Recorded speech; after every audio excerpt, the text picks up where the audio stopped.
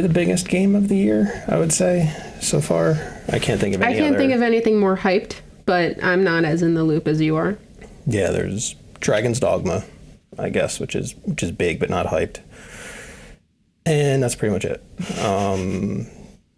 Yeah, there's pretty much Final Pokemon Fantasy. announcement, but isn't that for 25? Pokemon 2025, yeah. So we're going to be dead by then. Old age. Probably, but I definitely said that when the PlayStation 3 was coming out and they released that whole Final Fantasy 7 teaser, whatever that was, demo, whatever it was that you would want to call that. Tech demo.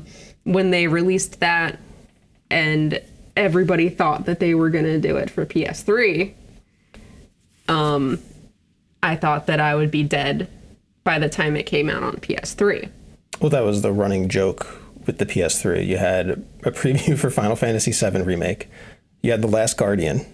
You had Final Fantasy 15 Versus 13.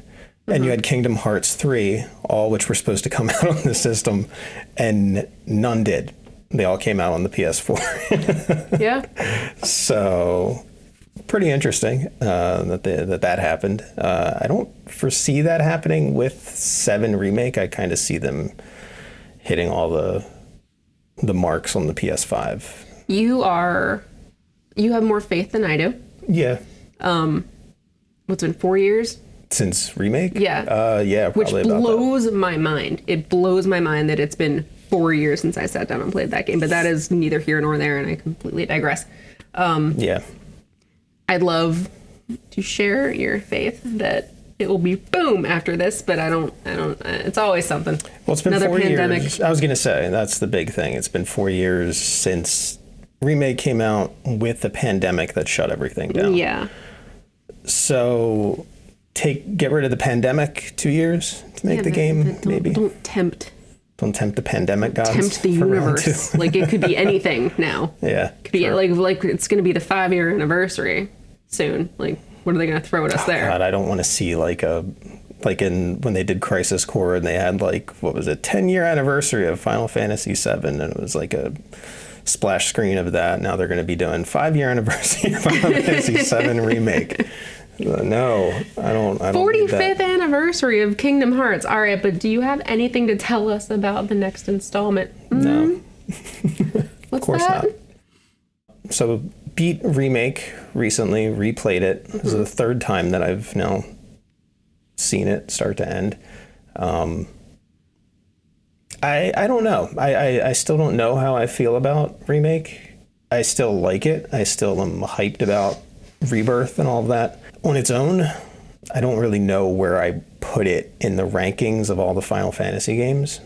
I can't look at it objectively like that, and I guess we're never going to be able to look objectively at it because it's not on its own. That's the thing. So what would this game look like to somebody who didn't play the original? And that I tried to think about that through this most recent playthrough. Like, I tried to think about, okay, what would I think if I had never played 7? And granted, I don't think they are making this game for people who never played 7, but it's still a curious question. Yeah, the pacing is terrible. The pacing's absolutely terrible. Because Final Fantasy VII is one of the more better paced RPGs. The fact that it takes the entire game 40 hours, 35 hours or so just to get out of Midgar is insane. That's not how slow the original game is. The original game is moving. I don't have an issue with the pacing. Yeah, but imagine somebody that isn't familiar with Final Fantasy VII. It doesn't really go anywhere, and then the game just kind of ends. And if you look at it from the bigger picture, FF7 Remake is probably about 30 to 40 hours. Rebirth is about 30 to 40 hours, I'm assuming. And probably the third game is going to be 30 to 40 hours. It's 120 hours if we look at it from the big cumulative picture. Well, let's wait and see what they do with them. Yeah, that's all we can do. I can't be objective because I don't know what the word is. Fanboy. That I cannot really be objective. in my feelings about it. So where I think a lot of fans, I think for like including yourself, are really skeptical about what they're doing. I'm skeptical, but I'm also completely like, I don't care what they do. I'm gonna have fun no matter what. I'm gonna love it. Yeah, that's my thing. At this point, I'm just curious to see where it goes. I don't care about the one-to-one remake or anything like that. After seeing like Super Mario RPG, it got the one-to-one remake, and it's one of my favorite games of all time.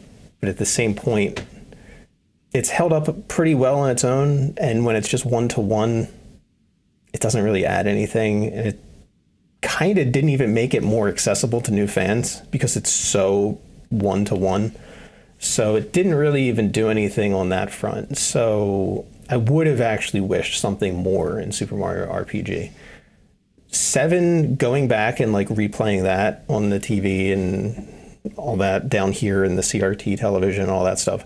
7 out of the PlayStation era is probably the one that's held up the best out of 8, 9. Tactics has held up well. But replaying 8 with the remaster, it was okay, but it also, I don't know, it's kind of in that 90s mold. For sure. 9 is good. I think stylistically it holds up if you like the style, which people don't. I'm one of those people. But 7, I don't know if it's because it's so abstract, the characters, everything. 8, they tried to be realistic. 9, extremely cartoony. But 7, they're just squares and polygons. Why do you think that 7 is, because I think, in my opinion, 7 and maybe you disagree with this, I think that 7 and 10 are the, at least from the like maybe more casual gamer point of view, like the landmarks in the franchise. That's what I've always felt like. And maybe it's just because those are the ones that I like the most. Maybe it's because those are my favorites and I played them the most. But like, why do you think that 7 has had the impact that it's had? Like, what do you think sets it apart that's made it as like such a cultural like thing?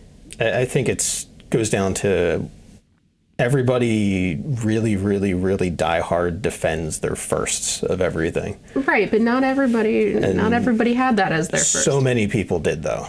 So many people, it was their first game that they got on the PlayStation. It was their first RPG. I'm not saying it's their first game, but their first RPG. It wasn't mine. Same with PS2. Final Fantasy X was so many people's first RPG.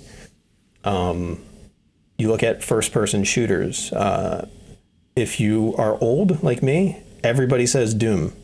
If you're younger, everybody says Halo. Like, it's blasphemy.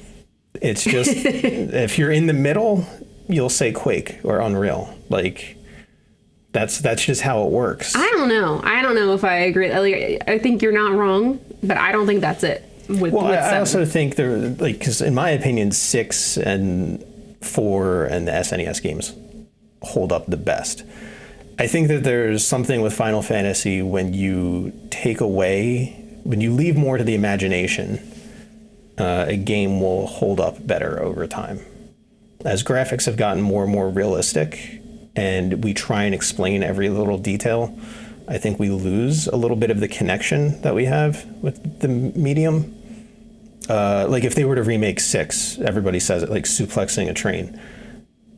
There's some things that you just leave to your brain as a kid. We talked about this with fighting a house. Yeah, fighting a house. Like, even like they tried to make that. Like they were like, how do we put a house in the? We can't not fight the house. Let's make it be this. Let's make it be that. Let's put it in as an enemy in a arena. Let's make it a weapon. Don Corneo's weapon.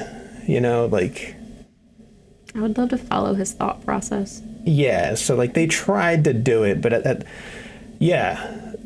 I think there's something special about it. I think that there is something very special about the combination of the story, the aesthetics, and the music that completely that overshadow even gameplay. I think that there's something magical. I guess from the perspective of someone who knows next to nothing about music theory, and and I go purely on my feels, you know, like through a game or like with a franchise, like, I don't know, the pairing of those things just like stirs something. I sadly didn't get the Steelbook. Best Buy was like, what do you mean you didn't get the Steelbook?